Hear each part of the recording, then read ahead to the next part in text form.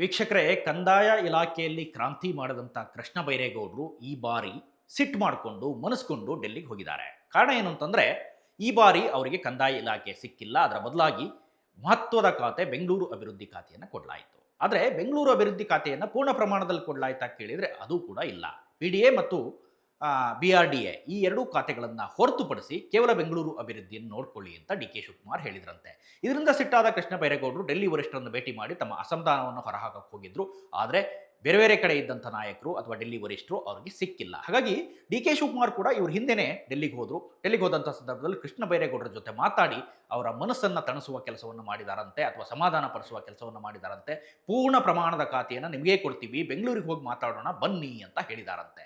ವೀಕ್ಷಕರೇ, ಕೃಷ್ಣ ಬೈರೇಗೌಡರಂಥ ನಾಯಕರಿಗೆ ಅಥವಾ ಇಂಥ ಕ್ರಾಂತಿಕಾರಿ ನಾಯಕರಿಗೆ ಅರ್ಧ ಪ್ರಮಾಣದ ಖಾತೆಯನ್ನು ಕೊಡೋದು ಎಷ್ಟು ಸರಿ?